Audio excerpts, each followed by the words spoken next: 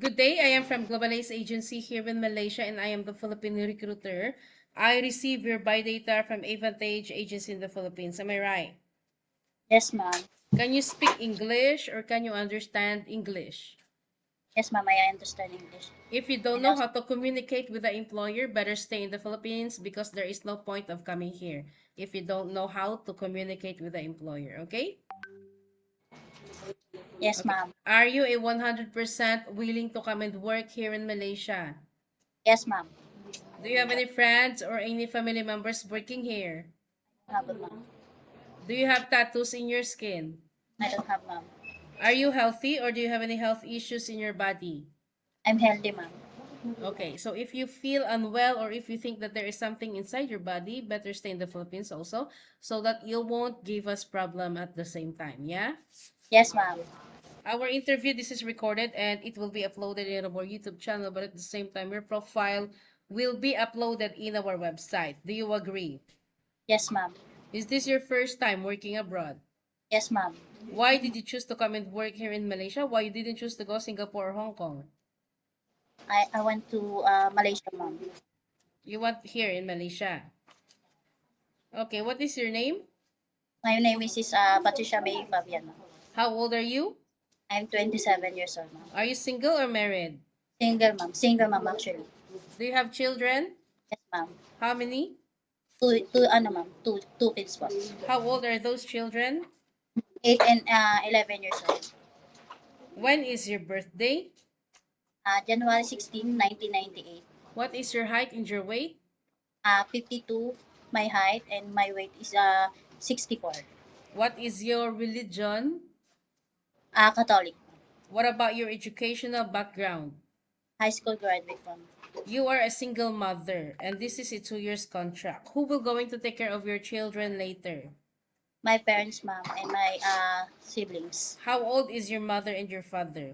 My mother is 45 years old and my father is 55 years old. What is the occupation of your parents? My father is a military and my mother is a housewife. What happened? Why you wanted to come and work here as a domestic helper? I want to, I have my goal, ma'am. I want to help my parents to build a new home. How many brother and sister do you have?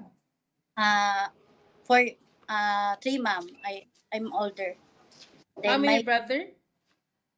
brother is one, sister Okay. is What is your rank in your family? I'm older.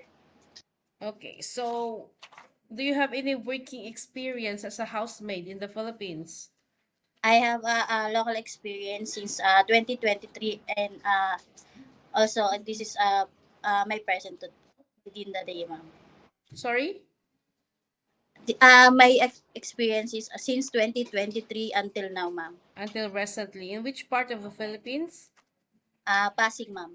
Is it stay in maid or stay out? Stay out, ma'am. What is your job responsibilities?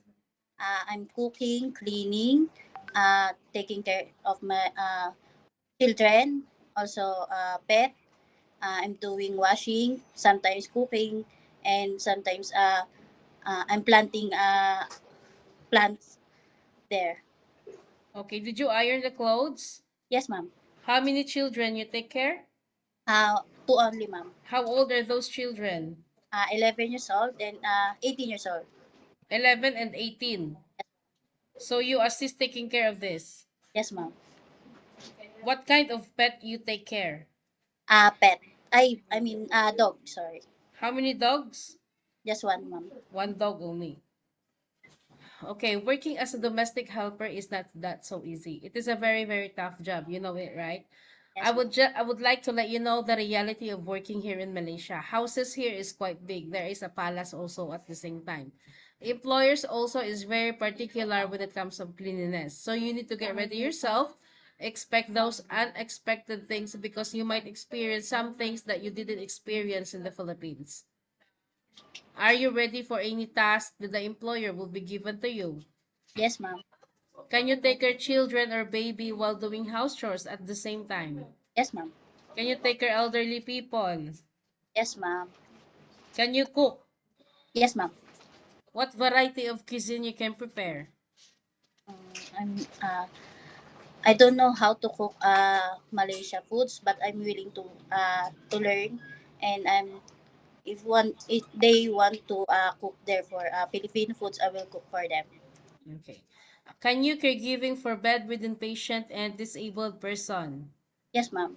Are you comfortable taking care of pets? Yes, ma'am. This is a 2 years contract, okay? Any uncertain situations that might happen to your family back in the Philippines, please be remind yourself that you cannot easily go back home. Terminating of contract, you know that there will be a consequences, which is you need to pay your employer, and at the same time, the agency has nobody force you to come and work here in Malaysia, right?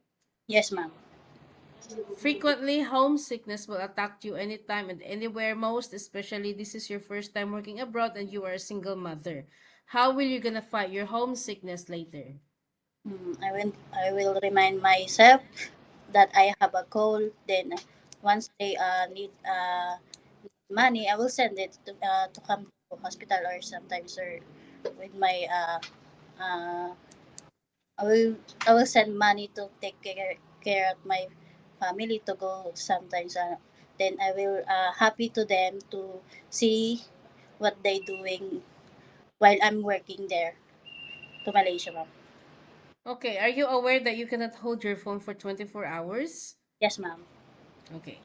You can hold it during nighttime only after you finish your job for the whole day and you will render your phone on the next morning before you start your work. Of course, you are entitled to have a rest once a week, but you are not allowed to go out on your rest day. You will going to stay only inside the employer's house, and if you will work, employer will going to compensate your salary.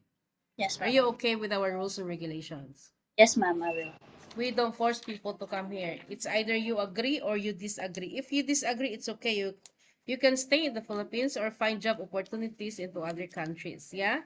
Yes, ma'am. But if you agree, then you work properly. Don't give us problem. Okay? Yes, ma'am. Always remind yourself why you wanted to come and work abroad because you wanted to sustain your family's needs, and what you have mentioned to me, you also got goals in your life and you wanted to help your family also. In Philippines, you can do whatever you want, you can be the boss there, but here we need to humble ourselves, or in any other countries where we are, we need to humble ourselves. We need to follow the rules and regulations of the employer, and we need to respect the culture of the employer at the same time. Any problems, any concerns, inform your employer because you will be the one working inside the premises for 2 years. Yeah, Yes, ma'am. I think that's all for now. Thank you for your time. It was my pleasure meeting you, Patricia. But please stay connected through WhatsApp because Global agents will going to contact you to conduct an interview together with the employer. Okay? Okay, ma'am. Thank you so much and have a good day.